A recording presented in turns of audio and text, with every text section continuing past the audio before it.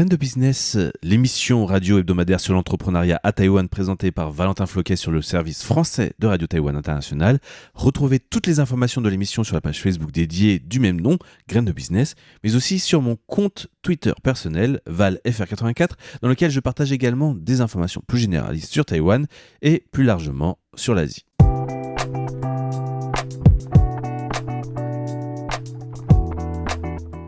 Le magazine des jeunes entreprises à Taïwan, Graines de business.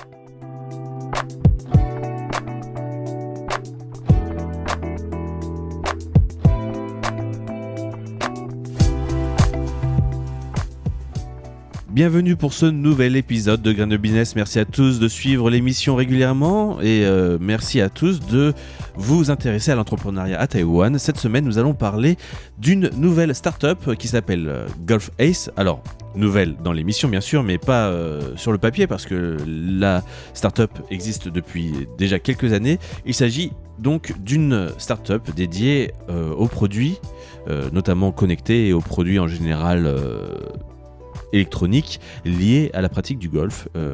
Leurs ordinateurs de bord ou leurs outils, leurs applications permettent notamment d'enregistrer la distance en temps réel de la balle, de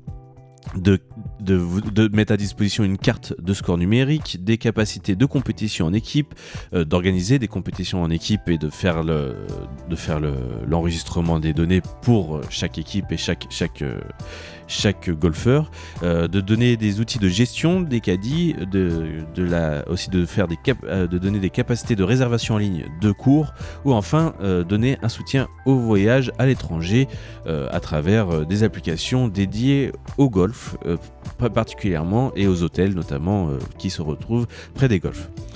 Donc la mission de GolfAce, qui est une première entreprise en son genre, est de proposer des solutions plus complètes et populaires pour l'industrie du golf. Et cette mission est de devenir aussi les innovateurs d'une plateforme de service complète qui s'appellerait Smart Golf. Ils veulent ainsi fournir aux clubs de golf la capacité d'améliorer leurs solutions de gestion de parcours et de services de caddie. Et en plus, ils espèrent donner à chaque golfeur la possibilité de jouer au golf comme un professionnel en utilisant les services de GolfAce et comme dans des compétitions officielles. Voilà l'objectif de la société et de la start-up. Et pour l'introduction.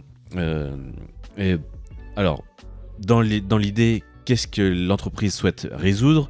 Ils veulent aider à améliorer le fonctionnement des clubs de golf. L'industrie a un tel potentiel avec des liens vers les voyages, les véhicules, faire vraiment une plateforme qui puisse faire du multitask, du multitâche en français. Et donc de pouvoir aider à la publicité pour les clubs, à s'organiser avec des organismes de voyage, avec des organismes de location de véhicules, ou vraiment aider en fait à ce que toute activité qui mène à la pratique du golf ou qui est liée à la pratique du golf puisse être intégrée à travers une même plateforme et un même club. Et que tout soit plus ou moins automatisé et qu'il n'y ait pas besoin de faire 30 000 appels téléphoniques, etc. C'est-à-dire que les partenaires sont déjà en place à travers l'application et que, en tant que club de golf, vous n'ayez plus qu'à intégrer toutes ces données dans votre interface et que tout soit automatisé. Chez GolfAce, l'objectif est donc d'assurer que tout le monde tire le meilleur parti de cette industrie. Lorsque quelqu'un va pratiquer le golf, l'ensemble des services et des sociétés qui peuvent être connectées à cette pratique peuvent être directement contactés. Parmi toutes ces activités et tous ces développements sur lesquels travaille la compagnie qui veut vraiment révolutionner l'industrie dans son ensemble, il y a aussi tout ce qui est produit. Ils veulent aussi quand même produire et développer des objets, des produits qui sont en lien avec la pratique du golf et qui révolutionnent un petit peu la pratique avec un apport de technologie au maximum de l'apport possible aux golfeurs, que ce soit des golfeurs de loisirs ou de compétition. Et dans cet objectif, en 2021, la société a décidé de présenter et de développer un nouveau produit intelligent. Et il s'agit d'un chariot, d'un caddie, d'une voiturette Vous savez, ces petites voiturettes très typiques de la pratique du golf quand vous vous déplacez d'un trou à l'autre, etc. Eh bien, cette voiture en conduite intelligente et autonome, et il s'appelle donc ARES. Mais cette fonctionnalité n'est pas encore ouverte au stade de développement où ça en était en 2021. ARES, cette voiturette est donc équipée d'un ordinateur de bord dédié, de 2 systèmes de connexion internet indépendants, d'une caméra de reconnaissance visuelle alimentée par l'intelligence artificielle, d'un système de positionnement GPS de haute précision et bien d'autres fonctions d'assistance intelligente. Ainsi, les terrains de golf peuvent permettre aux golfeurs de conduire eux-mêmes et de jouer sur le terrain en toute sécurité tout en surveillant en temps réel les comportements de conduite non conformes des golfeurs ou des conducteurs de ces voiturettes. Les gestionnaires de terrains de golf peuvent délimiter des voies de circulation, des zones interdites, des zones d'eau ou des zones basses dangereuses sur le terrain grâce au système GPS de précision centimétrique développé en interne par Golfface, et ils peuvent surveiller en temps réel la conduite des golfeurs à bord de l'ARES, de cette petite voiturette. En effet, si ce véhicule venait à s'éloigner de la voie, l'ordinateur de bord d'ARES envoie immédiatement des données d'infraction et avertit le golfeur de ramener le chariot sur la voie le plus vite possible avec un délai spécifique. Sinon, le système réduit la vitesse de conduite à 2 km/h jusqu'à ce que le chariot revienne sur la voie. Le fondateur, Yann Lea, a déclaré que techniquement le chariot de golf intelligent, comme ils l'ont surnommé, la voiturette de golf intelligente ARES, est déjà capable d'une conduite entièrement autonome. Cependant, cette fonctionnalité ne sera pas ouverte dans les premières phases d'essai du lancement sur le marché du produit. La compagnie à l'époque avait été entrée en collaboration avec Fukuoka Growth Next, qui est un accélérateur japonais de la ville de Fukuoka, recommandé par le gouvernement de la ville, et Golfface a réussi à pénétrer le marché japonais très rapidement. Par la suite, Golfface a coopéré avec la West Japan Railway et le journal West Japan News pour approfondir sa présence sur le marché japonais, et a également invité la célèbre actrice japonaise Ayame Goriki à collaborer en tant qu'ambassadrice. Golfface a déjà établi un réseau de partenariats avec plus de 30 terrains de golf à Taïwan et au Japon en 2021, où sa part de marché dépasse déjà 50% de ce type de produit. En 2021, Golfface a également remporté le Taiwan Excellent Award, mais cette année, en 2024, ce n'est pas un prix ou une petite collaboration pour un petit marché local, c'est une levée de fonds qui a très bien fonctionné pour la société, puisqu'elle vient de remporter une levée de fonds de 50 millions de dollars taïwanais, soit d'environ 1,43 million d'euros, pour se développer sur un nouveau marché qui est un des plus gros marchés au monde, celui de l'Amérique du Nord. La start-up spécialisée dans le marché du golf a récemment annoncé avoir terminé une nouvelle levée de fonds de 50 millions de dollars taïwanais, et parmi les nouveaux investisseurs qui figurent dans la famille de la société de golf, il y a la famille du terrain de golf de Nanfong, le directeur de Fuon Capital. Ce directeur s'appelle Hu Dexing, sachant que Fuon Capital est bien sûr une société d'investissement capital risque, et donc ce sont les 2 nouveaux investisseurs qui apportent leur pierre à l'édifice de la société. Ces 2 personnes devenant également, par la même occasion, de nouveaux administrateurs pour Golfface. L'idée de ces 2 nouveaux investisseurs est quand même d'aider Golfface à se développer sur les marchés américains et d'Asie du Sud-Est, en plus du marché japonais. Le principal service de Golfface est de fournir des applications, des tablettes pour voitures de golf, etc., sous forme de logiciels pour résoudre certains problèmes rencontrés par l'industrie du golf en raison de la pénurie de main-d'œuvre, tels que le manque d'aide pour enregistrer les coûts ou fournir des informations sur le parcours, etc. La société a déjà établi des partenariats avec près de 20 terrains de golf à Taïwan, et sur cette base, Golfface envisage de pénétrer dans l'espace physique du golf et de pénétrer sur les marchés étrangers de manière plus marquée. Alors, que s'est-il passé entre 2021 et aujourd'hui avec cette nouvelle levée de fonds ? Tout n'a pas été facile.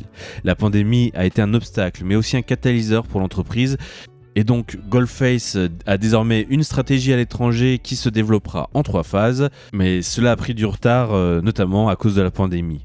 En effet, la pandémie a temporairement interrompu les activités sportives en intérieur, permettant ainsi au golf, un sport de plein air qui ne nécessite pas de rassemblement, de se développer à Taïwan. De plus, avec la tendance mondiale à la vague coréenne en termes de soft power, les scènes de golf dans les dramas coréens ont contribué à l'essor et à la pratique de ce sport. De plus en plus de personnes ainsi jouent au golf, mais la capacité des terrains de golf à fournir des services diminue en raison de la surpopulation. L'automatisation et la dépersonnalisation sont devenus des besoins de transformation de l'industrie, ce qui a été à l'origine de la création de GolfFace. Bien que GolfFace semble être simplement un fournisseur de produits technologiques pour les terrains de golf, sa véritable vision est d'offrir une meilleure expérience de la pratique pour tout golfeur. C'est pourquoi, depuis le début de la pandémie, GolfFace a divisé sa stratégie mondiale en 3 étapes. La première étape consiste en la technologie OTA, ce qu'on appelle aussi la mise à jour à distance des logiciels, et cela part du constat en fait que pendant la pandémie, GolfFace n'a pas pu se rendre au Japon pour aider à mettre à niveau les systèmes sur place. Par conséquent, la société a consacré beaucoup d'efforts à la recherche sur ce système OTA qui consiste en fait à de la programmation over the air en anglais, qui est une technologie de communication permettant de transférer des données à distance.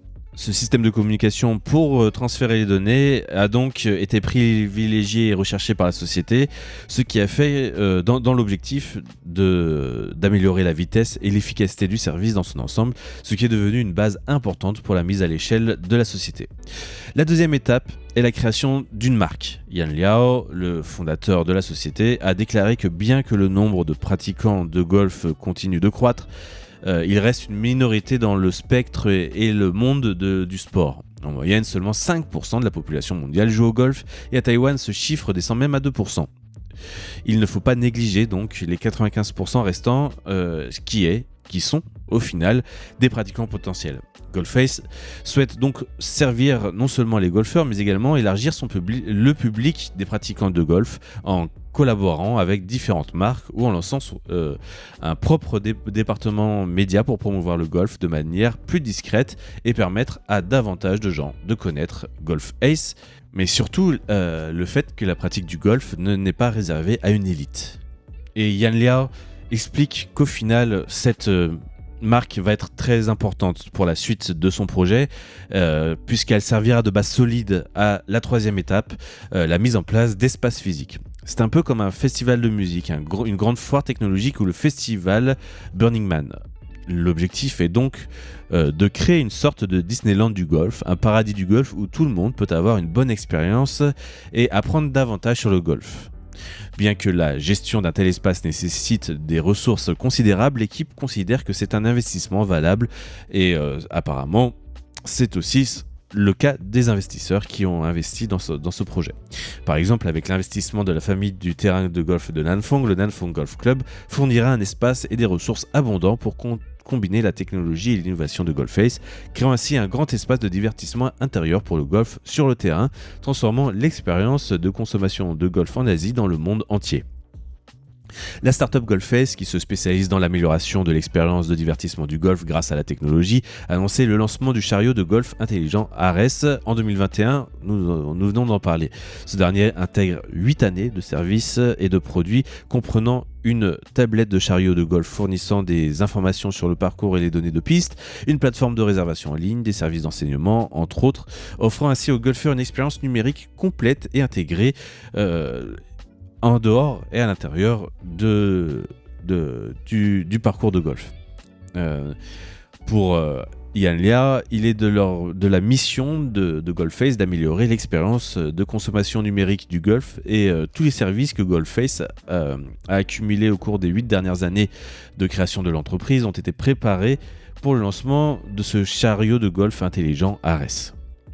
La vision de GolfFace a toujours été d'intégrer les services et les expériences du marché du golf, et l'objectif d'Ares est de redéfinir cette voiturette, ce chariot de golf qui n'a quasiment pas changé depuis sa création. Avec la hausse des coûts de main-d'œuvre sur le marché, le recrutement et la formation de caddies sont devenus des problèmes communs pour les golfeurs. Par exemple, au Japon, 90% des terrains de golf n'ont pas de service de caddie. À Taïwan, bien qu'il y ait encore des caddies, 70% des terrains rencontrent des problèmes de pénurie de main-d'œuvre. GolfFace a conçu des solutions pour fournir des informations telles que la direction du vent, les détails du parcours et les distances jusqu'au trou qui étaient traditionnellement fournis par les caddies via une tablette installée sur le chariot de golf. Cependant, le défi reste de savoir comment les golfeurs peuvent conduire en toute sécurité les chariots de golf eux-mêmes, car le conducteur habituel de ces chariots connaît très bien le parcours et peut évoluer à travers l'ensemble du domaine de golf. Et pour le moment, au Japon, une solution consiste à installer des chariots de golf sur des rails pour permettre aux golfeurs de se déplacer entre les trous automatiquement en suivant des rails enterrés dans le sol. Cependant, ce système est coûteux et ne peut pas éviter les collisions entre les véhicules et les personnes. Si Taïwan se retrouve dans une situation similaire sans service de caddie, elle devra également faire face à des problèmes de gestion des chariots de golf, et c'est là que Golface veut développer son marché. Une Golface, donc une société à observer, elle a quand même réussi à obtenir un peu de confiance parmi des startups et un fonds d'investissement, avec une levée de fonds qui semble importante, mais lorsqu'il s'agit de produire des chariots de golf ou ce genre de produits, tout de suite le prix peut monter très haut, et donc la base en termes d'achat des composants et des pièces pour fabriquer ce véhicule, je dirais que l'investissement reste quand même un petit peu faible pour le développement d'un tel produit. Après, pour le développement du marché et l'amorçage de vente de services sur le marché américain, pour les services, je pense que la somme est plutôt assez importante. Mais c'est vrai que le côté hardware de ce véhicule intelligent plombe un petit peu le tout, et je trouve que 1,5 million pour tout ce pan du développement du véhicule électrique et autonome me paraît un petit peu faible. Voilà donc pour mon analyse de la journée sur cette société Golface, et j'espère que ce grain de business vous aura intéressé. Nous touchons bien sûr à la fin de cet épisode. Je vous retrouve la semaine prochaine pour un nouvel épisode. En attendant, je vous souhaite une excellente journée. C'était Valentin Floquet sur Radio Taïwan International.